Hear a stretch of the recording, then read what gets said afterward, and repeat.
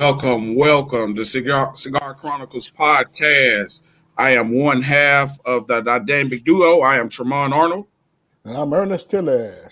All right, and today we definitely have an esteemed guest who has done a lot in the community. Before I give his introduction, definitely want to give a shout out to BS3 Network as well as Roku TV and all of our podcast affiliates. Also, give a shout out to our sponsors, Crowns by Trey, Customized Lids, also Soul Brother Cigars, and last but not least, Wing Snob. They just have better wings. So now let me get to the introduction of our special guest today. We have the Honorable Kevin Felder. Mr. Felder attended Indiana University and the University of Texas at Dallas. He holds degrees in real estate and business administration. Mr. Felder also is a precinct chair for precinct 1065. He is a former NAACP president of Dallas. Also, Mr. Felder is a Dallas County deputy voter registrar. He also is a former elections judge in precinct 1065. He's a former Texas House District 100 chairman. Also, he's a former chair of the Fair Housing Committee at the Metroplex. He's volunteered on numerous campaigns, the Jesse Jackson campaign, Barack Obama campaign, Joe Biden campaign, Beto O'Rourke, and the list goes on and on. He has also earned 5 real estate designations. Also, last but not least, he is the former Dallas City Councilman in District 7. He has over 25 years in real estate broker experience.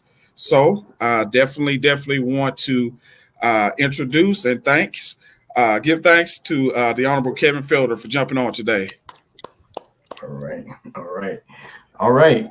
Thank you. I appreciate that. So I don't know what your format is. So I need to wait for your questions, or how do you want me to do this? We got you covered, buddy. Okay. All right.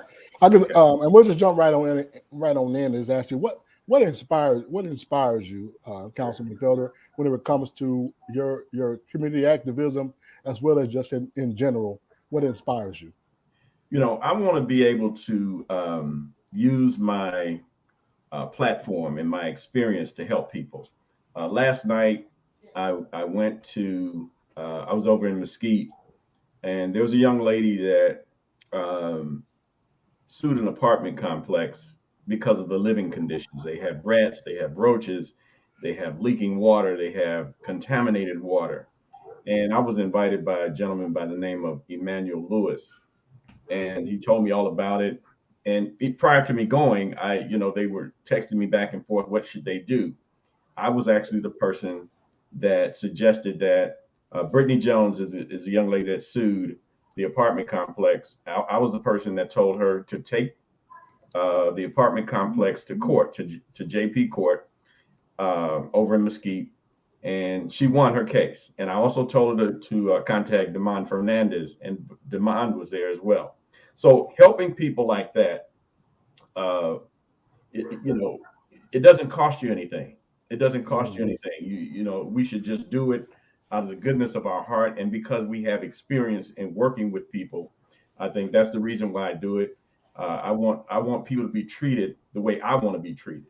And so, it was heartbreaking to see all of those people from the apartment complex telling me about how long they've been living in squalor. And it really hurts. And so I did what I could do to assist them, and I will continue to do so. Is this the Hillcrest Apartments? Yes. Okay. Yeah. I heard about the Hillcrest. Yeah, I did too. Yes. Okay. All right. And so what got you interested in running for public office? Well, it goes a long way back into my childhood. I'm originally from Gary, Indiana, and we had the first African-American mayor in the United States, Richard Hatcher. My father was one of his lieutenants working in his campaign, and everywhere they would go, my father would take me with him.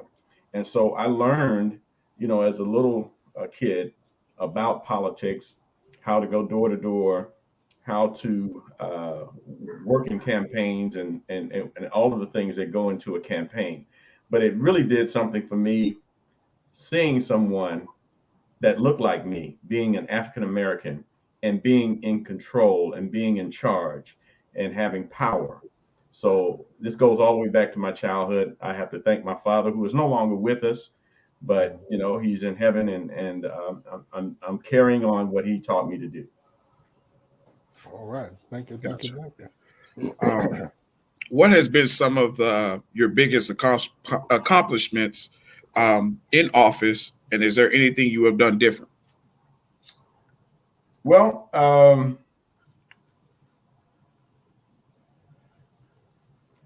did you say accomplishments with an S or one accomplishment? With an S. Yes. Okay. Well, good. That gives me more room to speak. So one of the things that I'm very proud of, when I first came into office, there was a file on my desk, and it was regarding Joppy and the batch plants in Joppy. And so I did not know what a batch plant was. And so I had to bring myself up to speed. I took the opportunity to meet with the community, meet with the developers, and meet with the consultants, and to find out what was going on. And so there was some contentiousness already when I got the file. Half the community wanted it, the other half didn't. And so I had to, when we met at the church for the first time, it was crowded, it was packed, wall to wall, front to back. And, I think this was one of my first meetings that I had as a council member. And so batch plants, that's the crushing concrete, and so that you can build roads and sidewalks and things like that. Now, the problem with it is there were already 25 batch plants in Joppy already. And so the two companies were Martin Marietta and Union Pacific Railroad. Those are huge companies. As a matter of fact, Union Pacific Railroad is the largest railroad in the world. Martin Marietta is also a global entity, because when you think of Lockheed Martin, the Martin on Lockheed that builds the fighter jets, they do fighter jets. They have a partnership with Lockheed, and they also do concrete. So they're a huge company. So as we go forward, meeting with the different factions in Joppy, and they were very contentious, and they wanted, one side wanted me to side with them, and the other side wanted me to side with them. It wasn't, for me, it wasn't about siding with anybody. It was about doing the right thing. So to make a long story short, I got in touch with some friends that are in the Sierra Club. And so they sat me down, they told me what batch plants were, and that it creates these fine particles that people can't see, but you inhale. And so I said, okay, that gives me a more clear understanding. And so what we did, we decided to go door to door, and we found out that the larger of the community didn't know. So it was basically 2 or 3 people trying to make a decision for the entire community. So we put together a petition and let the people decide. We got 200 signatures, and I'd say out of 200 signatures, about 180 said no. Well, that was it. I decided that we were not going to support this, but then it became vicious. Some of the council members, one of the more famous council members he was trying to take over and push his agenda into my district. And so that became contentious.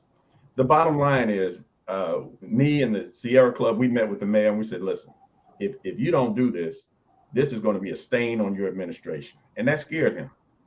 So we won that vote. I think it was close. I think it was something like 8-7, 9-6, something like that. And I'm gonna say this, and this will give you a clear understanding. I was the only African American that voted against the batch plans. So you figure that out from there. Mm. Now, you said other accomplishments. I'll make these more brief. Um, I opened the first district office in District 7 at the Martin Luther King Center. Very proud of that. Not only did I do that, but I had the city to put in $750,000 worth of upgrades and repairs that had not been done in over 20 years. Mm. Okay. And the third thing that I can say that I'm proud of is I brought an exhibition to the African American Museum called Thomas Jefferson's Slavery at Monticello. That was the first time that that exhibition had been west of the Mississippi, and it came to the African American Museum. I met one of the descendants. I was on a trip to Cincinnati. I went with the NAACP to Cincinnati to a convention, and I'm standing out trying to get a cab, and I couldn't get a cab. And she just threw her hand out, and the cab stopped. And then she said, "Would you like to get a ride?" I said, "Yes." So we rode in the cab, and we started talking, and she introduced herself, and she told me she was a descendant of Thomas Jefferson. I said, "That's interesting." So we got to talking, and we sat down, and she said, "Well, we're trying to get the exhibit to go here and there, go there." I said, "Oh, well, I know Dr. Robinson very well." So it took me 2 years to get that exhibition to the African American Museum. It was very successful. I was able to get T.D. Jakes to be the chair of getting everything together. And it was 80,000 people saw that exhibition at the African American Museum. And we generated $2 million for the African American Museum. So happy with that. Wow. And I raised $250,000 in order to get it there. So those are the three accomplishments I would like to say. Okay. Wow. Agree. Well, those three accomplishments is dang, put them down for 20, 25. Them some big accomplishments. What would you say has been your biggest obstacle while in office? Obstacle. Well, let's say voter apathy. You know, it's hard to get people to the polls these days. People are so jaded. They're so uninterested in the political process. And then when you have scandals, that just makes it even worse. I don't, they gonna all do something, gonna all steal, and we're labeled. If you're an elected official, you're labeled because of what somebody else does. Well, that had nothing to do with me, and so that's one thing. Another thing would be,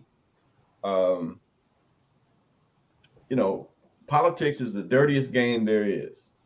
The lies, the jealousy, especially among in the African American community, it's unbelievable. It's unbelievable some of the things that people will stoop to try to bring you down. It's unbelievable. Wow, that is so true. That is so true. Y'all, please excuse me. My allergies are kicking my butt today, so please, my apologies for that. So just moving forward, let's just say you if you received $1 million grant to use for the city, any way you want it, what would you do and why? Well, I had to think about that, because there's a lot of things that I could certainly do with the $1 million, but I'm going to talk about the grassroots. So I'm going to read my notes. So if you hope you don't mind, I would create a monthly forum in South Dallas on voter education. So many people don't know, especially the elderly people, how to use the new voting machines. They're paranoid. They're used to the old machine. They're used to the old fill in the oval and the punch cards and all of that. And computers terrify a lot of elderly people, and so they don't participate. The other thing I would say is how people are suffering in our. I'm going to talk about District 7, but actually it's all over the city of Dallas. In our community, a lot of people have credit problems. You've got a lot of people that for one reason or another, they got medical bills, they got student loans, so on and so forth, and they're terrified in how to go about addressing and cleaning up their credit. It is killed. I think I did a research. There's like $80 billion in credit, bad credit, locked on credit reports throughout America. $80 billion. If you could clean that up, you could unleash a wave of economic development, especially in our community. But you can't get an apartment because you've been evicted. You owe the landlord some money. You got sick and you had to go to the hospital. Well, your health is more important than your credit. So you go ahead and do what you got to do, but that's on your credit. So we have to find a way to clean up those credit reports. And most people don't know that after 7 years, you can request, if it's not a government situation, if it's private business, you can request that those items be taken off your credit report. So that's one of the things. Code enforcement. People have so many years, code enforcement did not come into the African American community. They have just given up. And that's where a lot of dumping happens. Because when talking to people, they say, well, I want you to call. I said, well, ma'am, if you just call 311, Mr. Felder, I've been calling 311 for the last 10 years and they didn't never come. And so that's the sort of thing that these people have been enduring. The same thing with 911. The police never come. And so we've got to get people to have more confidence in calling 311 and 911. Things have gotten a lot better, but they still have a long way to go. Home repairs. You got so many people, I go into different homes when I'm campaigning and you can see the carpet is just worn all the way down to the threads. Paint is peeling off the walls and things like that. When I first went into office, I fought for and we successfully got about $8 million in home repair dollars, but that's still not enough. That's not enough. That has to be spread over 14 districts. Okay. And then the last thing is clinics. Create a clinic on how to start your own business. Microloans. If you can loan some people $500, you can buy a lawnmower and a weed eater. And that's a small business because a lot of people, especially formerly incarcerated, those many of them cannot get into mainstream jobs. And so they're going to have to start their own businesses. To become a landscaper, you do not have to have a license.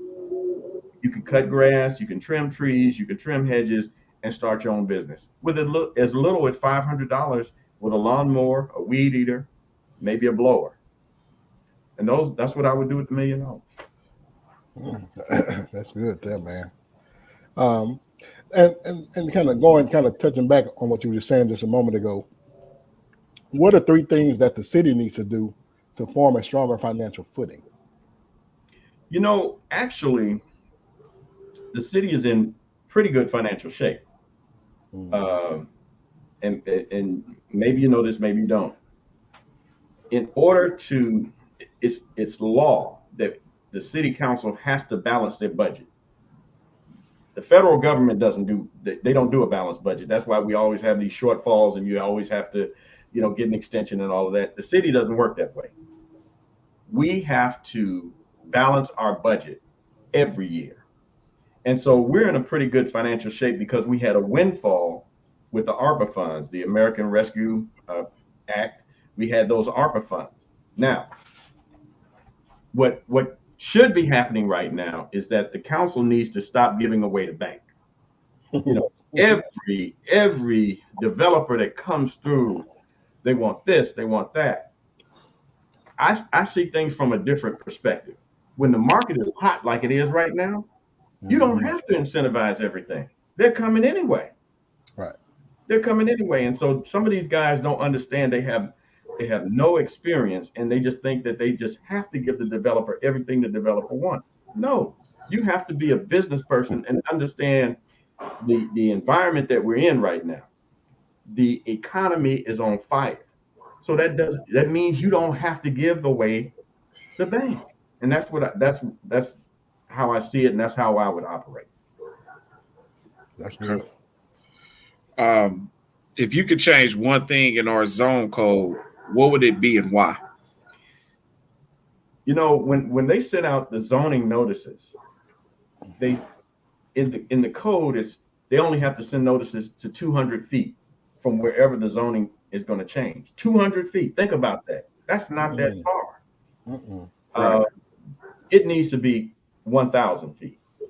It will reach more people, and it will make more of a difference. It make more of an impact. And so those are the things that you definitely need to change that, because 200 feet, like if you're going on Lamar, let's say all of that industrial up and down Lamar, that land is pent up. That's a lot of prime land, because most of it is right along the Trinity River. Okay. And so, people, a lot of developers have been looking at that, but that would have to be cleaned up. That's brownfields money that has to come from the federal government. So to make a long story short, there's some homes on the other side of Lamar, on I guess that's the east side of Lamar. You got the churches, and you have a lot of homes over there. But guess what? The 200 feet barely touches those homes. And so that's how those scrap yards have been in place, because it doesn't go far enough. If you added another 800 square feet, you're getting deeper into the community. And then I guess the community needs to be educated. When these forms come to your house, fill them out and send them back. Otherwise, you're going to continue to have these scrap yards up and down Lamar forever. Wow, I definitely didn't know that. I didn't either. Let me ask you this: do you think our downtown area is healthy and successful? If not, what do you think needs to be changed? Well, I think it is healthy and successful, but it's not diverse enough. It doesn't look like the population of Dallas. And so there needs to be more businesses. We do have one good business there, cocktails, kitchen and cocktails. True Kitchen. True Kitchen and Cocktails. Yeah. But that's the only one. Listen, there are a lot of African American businesses that need to be in downtown Dallas, and Hispanic businesses that need to be in downtown Dallas. And so, unfortunately, that district is not an African American or minority district. And so, but we can work with the council and try to get more businesses, African American businesses in downtown Dallas, the restaurants. We need a good soul food restaurant. True Cocktails and Kitchen is a good restaurant, but that's more of an upscale restaurant. We need some good soul food in downtown Dallas, and so that's what I'd like to see. Right. I want to piggyback off that. Have any black businesses tried to get down in the downtown area, or they just kind of always kind of go on the outskirts? Because it seemed like you catch a lot on the outskirts, but not a lot in the downtown area. Well, it's very expensive. The land and the rents in downtown are very expensive, and so it's not that many people that can afford it. It just so happens that this particular attorney is very well to do, and he actually bought the building that he's in. So yes, there have been many that want to, but they can't afford the rent. So let me shift a little bit, because some of the things that's been a point of contention right now is broadband access in the South Dallas sector. And it's been conversation after conversation for years about trying to get that access to the southern sector, to the point now there's $43 million that was approved in the budget to apply. So what's your take on that, and how you think that money should be used to ensure there's, especially with COVID, it kind of brought a lot of things to light, to ensure that these folks get this broadband access that they need? Well, when AT&T relocated from San Antonio to Dallas, part of the agreement, the $15 million that they were given in incentives, was to do just that. Mm. And again, we didn't get a piece of the pie that we were supposed to get. Now, they started and then they stopped. Mm. Okay, they were supposed to go all the way through South Dallas and then they stopped. So when I got on council, I met with AT&T many times. I can't think of the young lady's last name, Angela. What is her name? That's over government affairs for AT&T. She probably hates me because I used to eat her lunch every time I saw her. Listen, we need broadband because I had my office. Listen to this. I had my office in the MLK Center. I couldn't get a dial tone. Oh I wow. could not get a dial tone. And Mm. so, I would tell her, I said, listen, you guys got to do better. And people in certain spots in South Dallas, you can't call 911. You got to keep moving around in order to call. Yes. So it was serious. So those are the things that, really hurt the community. And it affects the students. Lincoln, Mm. Yeah. Madison, uh, the elementary schools, it affects them, but it affects the community more. We need to be able to call 911 when we need 911. And so Mm. that's very serious. And AT&T needs to do better. And they can't say that they don't have the money. They spent $100 million on this Discovery experience downtown. $100 million. They have the Yeah. AT&T Stadium. They paid $50 million for that. So it's a matter of where their priorities are. And then the last thing is, I did go see Congresswoman Johnson about it. I mean, she made a statement. Oh well, they should. She said the same thing.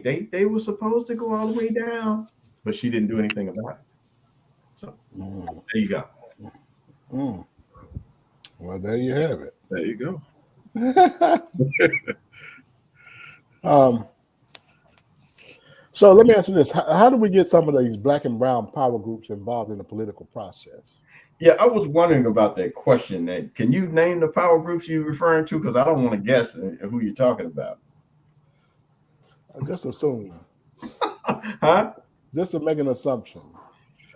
Mr. Tilley, quit being shy, man. Don't try to put me on the spot. I'm asking you, what power groups you talking about? I mean, it can be whoever you think it is. You know, Yeah, oh, you're gonna be politically correct tonight, huh? Yeah, got to. You want me to take all the heat? Well, Felder said that. Oh no. Yeah, I know what you're doing. It just, I know what you're doing, man. I wouldn't. I was born, but I wasn't born yesterday. Okay. Well, listen. There's a lot of groups out there. You got the NAACP. Um, you've got what's Domingo's group? Uh, what is Domingo's group? Can't think of it. LULAC. LULAC. There you go. Thank you. So you got LULAC. You got the NAACP. Um, those are the power groups. I guess that's who you're talking about. Yeah, you even got fraternities and sororities as well. Oh, okay. I didn't know. See, I asked him who he was talking about. I looked at it. He got a screensaver up. I said, bring that down, Ernest, so I can talk to you, man. Come from behind that thing. So, we need in all seriousness, we need all hands on deck. Right. Nobody can afford not to be engaged from now until November. Because the right wing Republican legislature that we have now is killing people.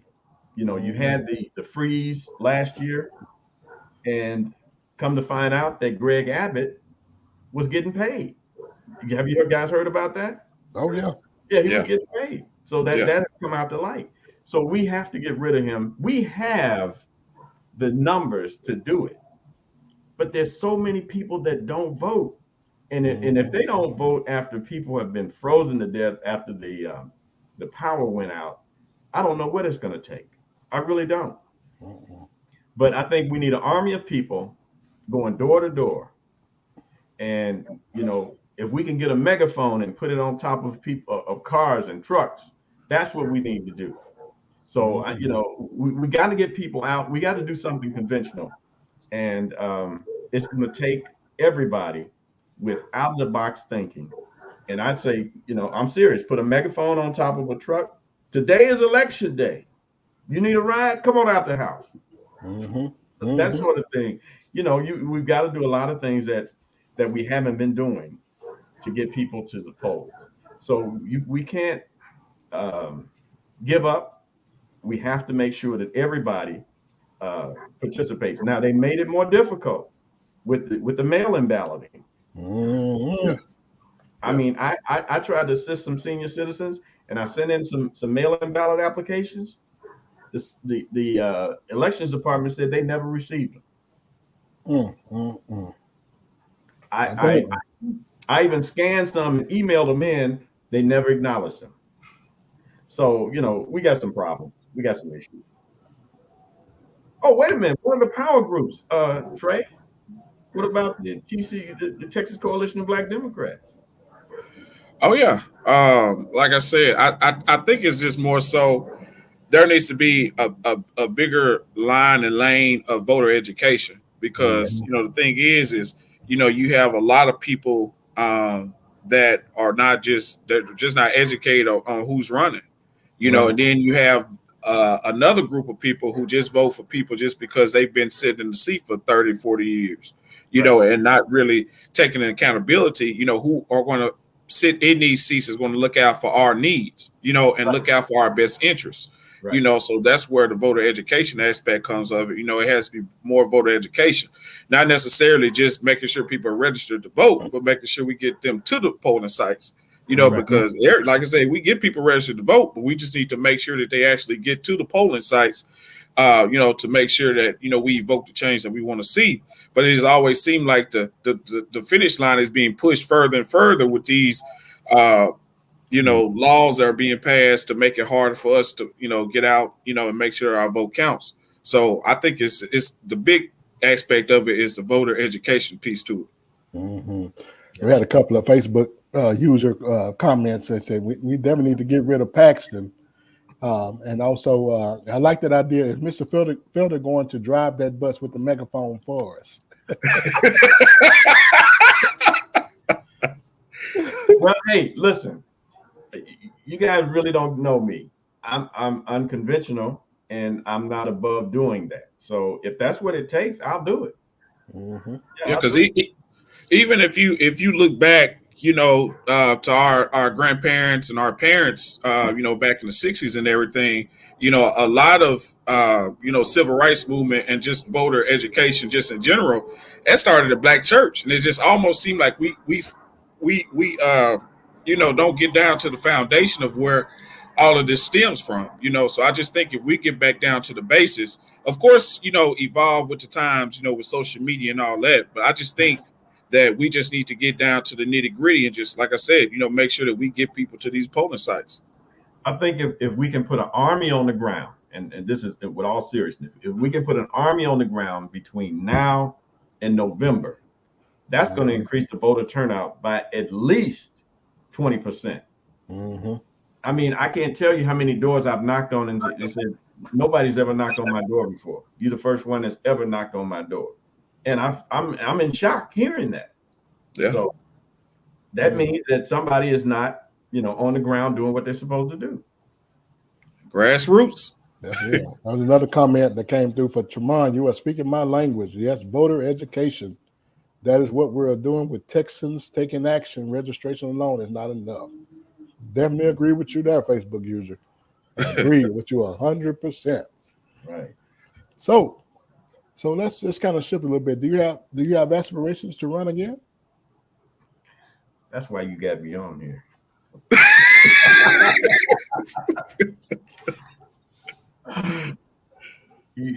All right, Tilly.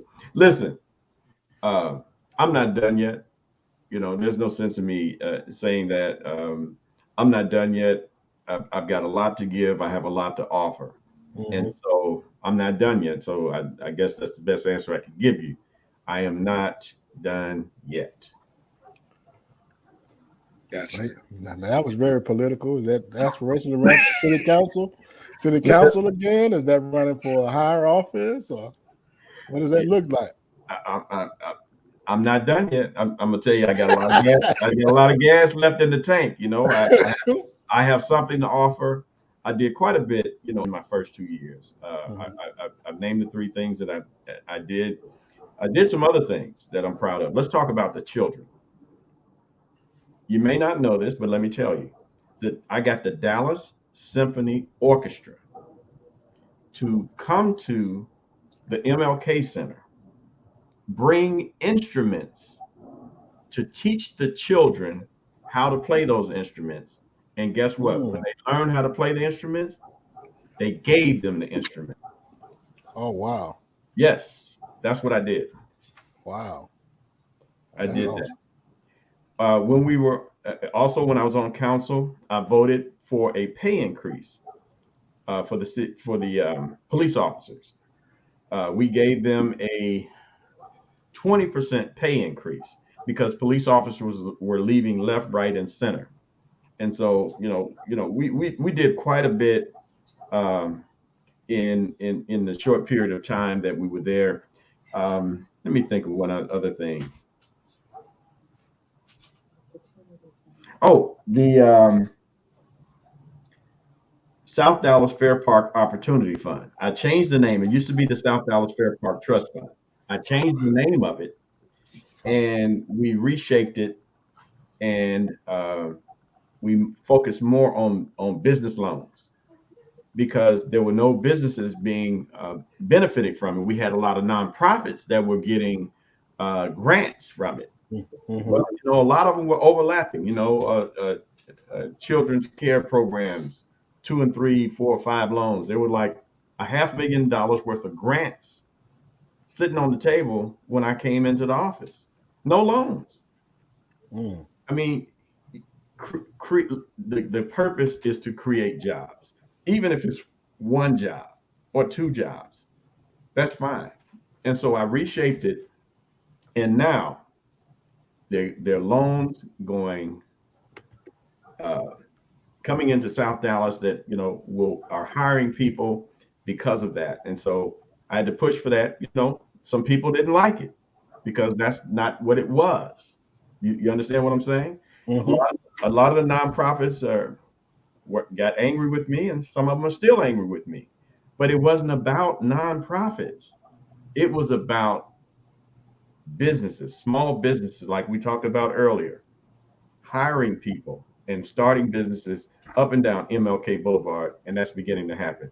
One thing I forgot to tell you, Ernest, was I'm responsible for shutting down the car wash on MLK. That's the one that you told me that you used to wash your car, and you were mad at me. You remember you told me that? I got a good memory. You told me that you didn't like that. Oh, you didn't want the public to know you went over there. Hey man, I was a frequent over there at the Martin Luther King car wash, man. I'm still kind of sour. About that, man. What were you doing, man? What were you doing over there? Because I heard there was some getting my car wash. Getting my car wash. How long did you stay? When I got my car wash. No, let me say this seriously. That car wash had been there for like 25 years. Okay. What car wash do you know can stay open 24 hours a day? That car wash did not have a curfew. And so the people that lived on South Boulevard and Park Road, they approached me and they said, Mr. Felder, on Sunday, when we come home from church, they have a car show. They spinning the tires and tearing up the road. And, they got a car show coming from William Blair Park all the way up and down MLK Boulevard. It was a shame, and it was a disgrace, and it was disrespectful to our leader, Dr. Martin Luther King Jr., to have his boulevard looking like that with a car wash on it that allowed drinking, drugs, gambling. I shut it down. As simple as that. 24 hours a day, 7 days a week. So those things. The I last wasn't thing, gonna, I wasn't gonna mention that, but you just brought it up now. I'm feeling I this got a sour. memory now, Tilly. Now, We had this conversation a couple of times. You're right.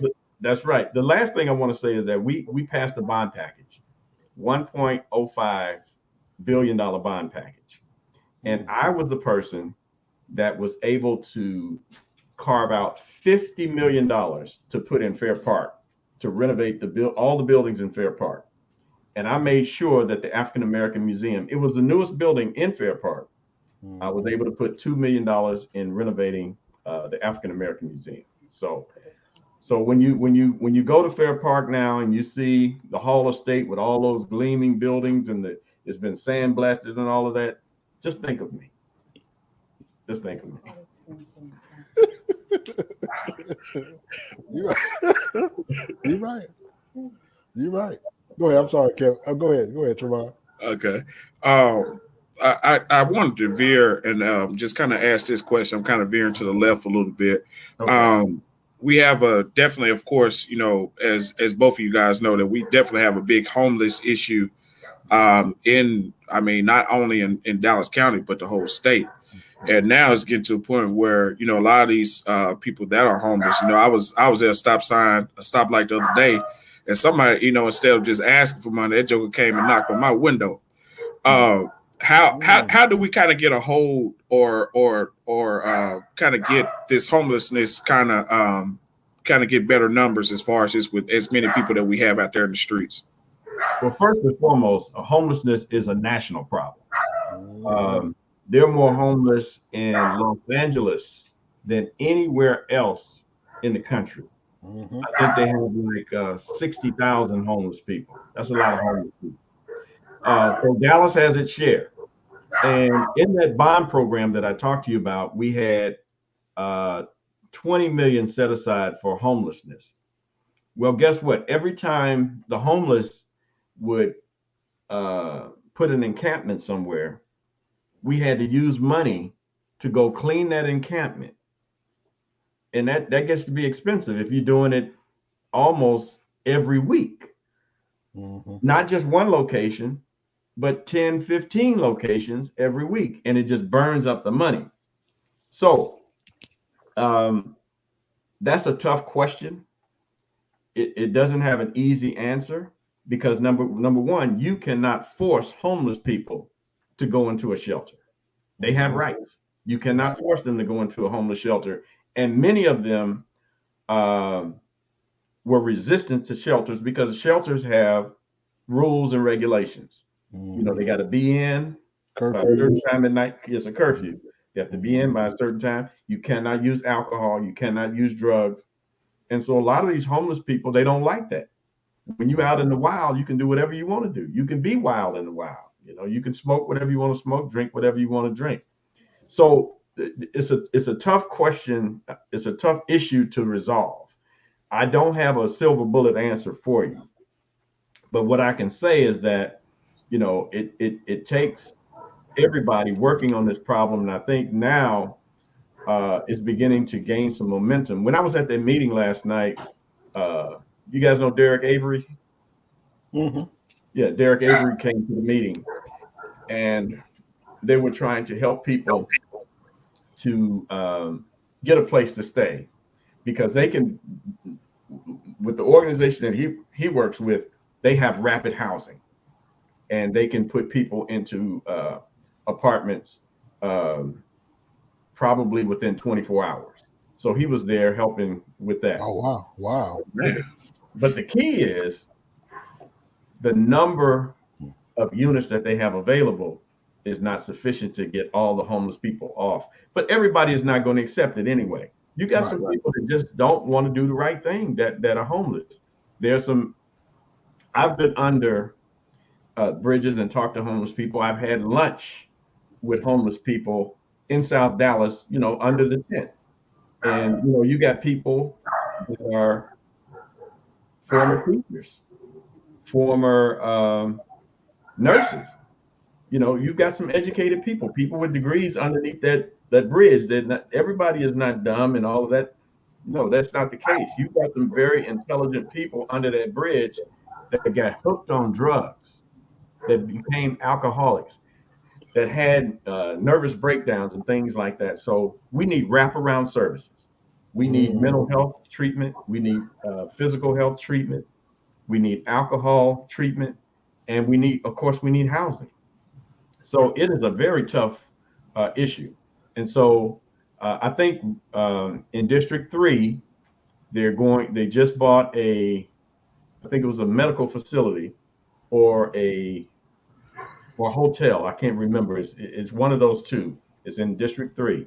Now, this is 2017, we passed the bond. It's 2022. That's 5 years later.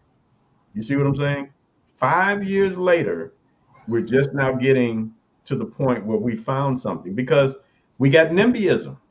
Nobody wants the homeless to be in their neighborhood, even with a facility. They don't want it. Mm-hmm. I'll never forget, all of my colleagues went against me for what reason, I don't know. You guys remember the Timberlawn Mm-hmm. health facility? That's in District 7. So one day we were talking about, where we're going to put a homeless facility. And then all of a sudden, everybody starts saying Timberline, Timberline, Timberline. Now I'm a freshman. And nobody came to me and say, "Hey, Felder, do you mind? Would you support Timberline being a homeless shelter?"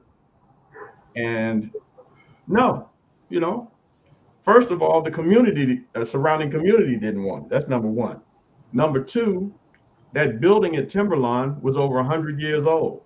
So it was full of asbestos. It was full of lead-based paint, and it was fragile. And so guess what? It backfired on them. So what they meant for evil, God meant for good, and it failed. No weapon formed against me shall prosper. That's Wow. that's That was uh, another Facebook user that stated, and no one knocks on the doors of people living in apartments. Now that's not true. I know part of what we did as far as a CWA is we do go and knock on apartments. The problem is that the attrition rate and the turnover for those apartments are so high that when you're going to visit those apartments, the actual people we're going to go to try to get out the vote They have moved moved. already. Yeah, so that's so. Did you want to speak on that, Councilman? As far as Yeah, apartment, I campaign in apartments. I campaign in apartments. The key is you can't give up on anything. You know what I'm saying? You just have to continue to try to push. Let's say, for example, you go to an apartment complex and it's a 100-unit apartment complex. Well, when you get the ban, maybe 50% of those people are registered to vote. Well, you definitely want to hit those 50 and try to get the other 50 registered. And you just have to really plead with the people. Ask them the question: why is it that you're not voting? What is it that prevents you from voting? Do you need transportation? So just giving them a piece of literature is not going to get it. You have to engage these people and ask these questions. And that's what I found out that has worked for me to get these people engaged. Some of them are going to be cynical. They don't trust any politicians. They see what they see on the news. Those sorts of things turn people off. But you cannot give up anything. You've got to try. You've got to continue to try to register people to vote. And we have plenty of time between now and November. The key is now. Let's talk about. I'm in Senatorial District 23. Did you guys, Trey? Were you there? Were you at? I was there for a little bit. Then I had NLC class, but I mean the turnout was low. Now, I don't care what you got. I'm, a lot of people, they don't like when I speak out and tell the truth, but they just have to like it. This has been the case in Senatorial District 23. I have not missed a state District 23, state Democratic convention since 1986. So, and I have not missed any senatorial district conventions either. 23 is pathetic. Mm. And it's led by Royce West. Now, whether you like him or whether you don't like him, he leads 23.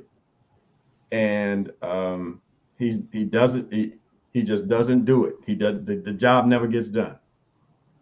You know, and you know, you go to some of these others, you go to 16, you go to 9 or wherever, and they're organized. I will say this. I didn't get a call until the Thursday before the convention. Thursday to talk about the Thursday before the convention. The convention was Saturday. Saturday. So the first call I got was on Thursday. Wow. So I knew it was going to be a train wreck then. Well, you know, some people are not going to say that. They're not going to call a name, but I'm just not one of those people. That's one of the problems because nobody wants to say it like it is.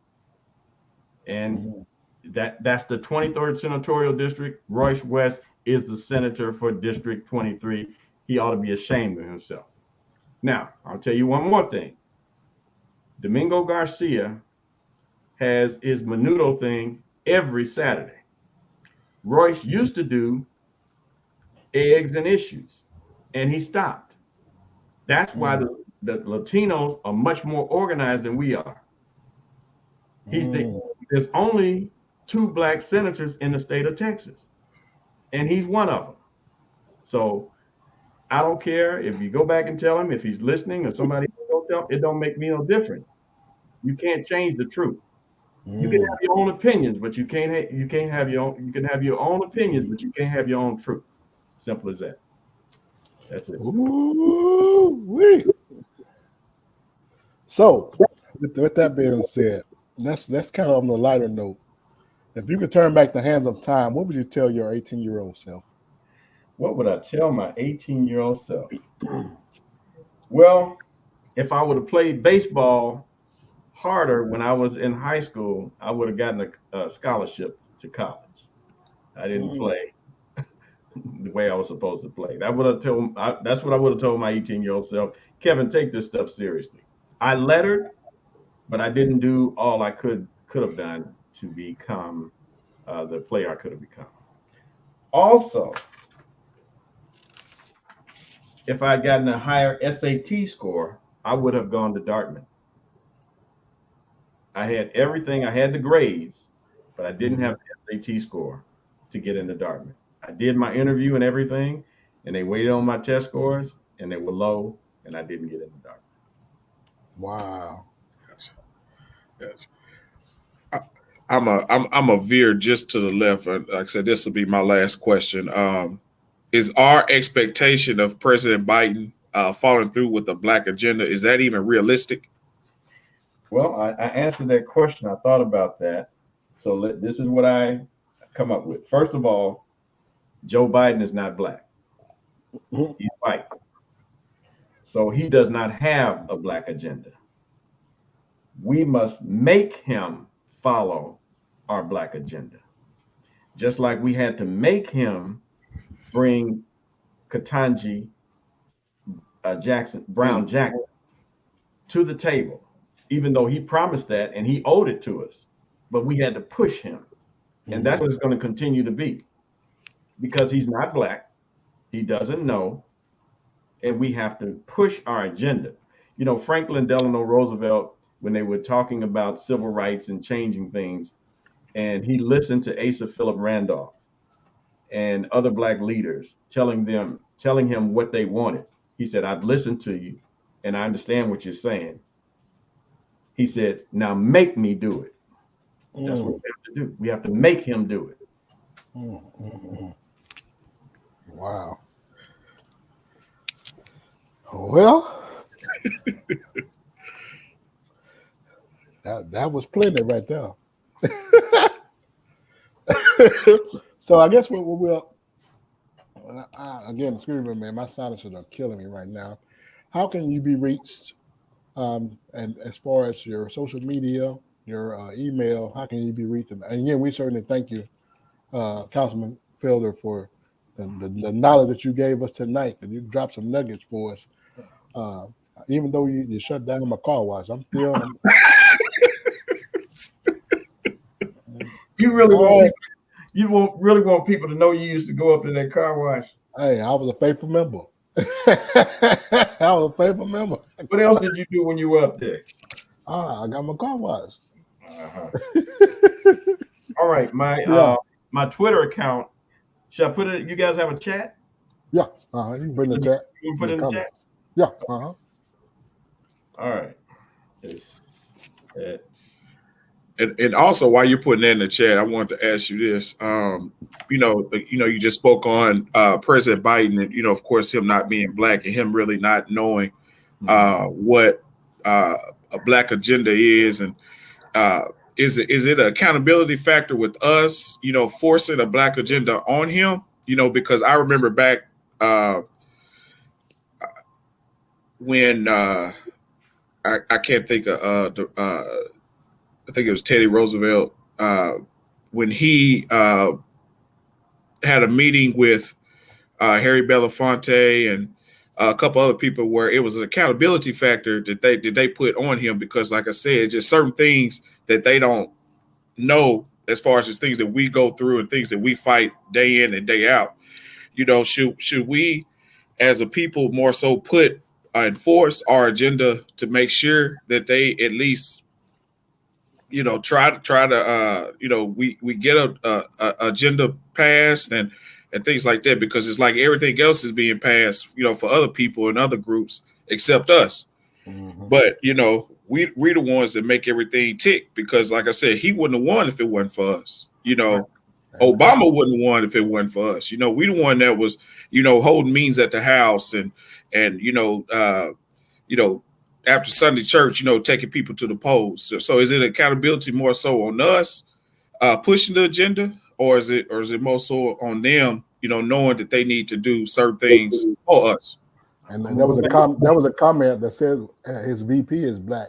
So I guess you can kind of add on to that by the VP being black. Well, first of all, she's not the official spokesperson because she's not the president.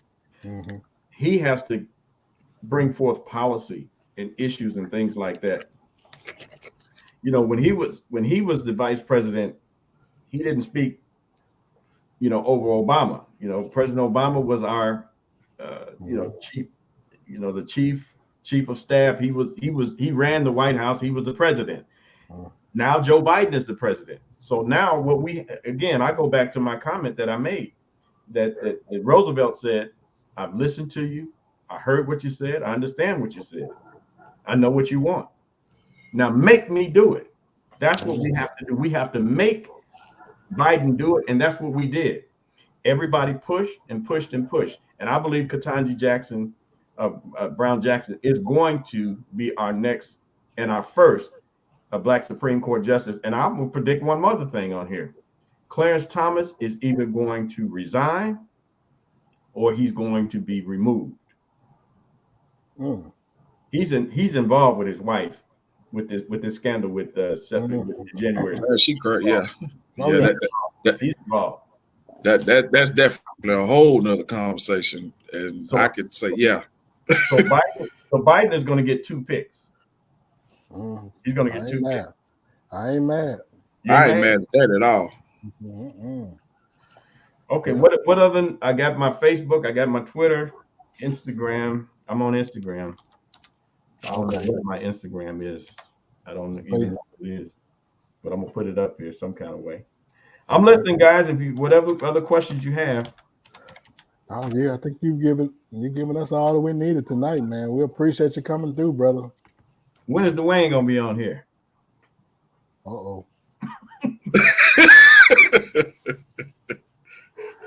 We might need 2 shows for that. We might need about 2 hours for that. But he's going to be on at 10 o'clock on Channel 8 tonight. Oh, really? Oh, wow. Yeah, his interview is at 10 o'clock tonight on Channel 8. They showed snippets of it earlier on the 5 o'clock and 6 o'clock news, and the whole interview will be tonight at 6. Tonight at 10 on Channel 8. Wow. I'll check that out. Facebook. Yeah. What else? That's it. Facebook. Email. Let me put my email in there. All right. I take contributions. You got any contributors online right now? They want to contribute? What they contributed to? You running for office? Right now, I'm not running for anything. Right now. Right now. Right now. You're making an exclusive tonight. Tell you what, I'm gonna give you an exclusive. Uh-oh. I'm not telling you guys. I just to make a long story short, I cannot sit back.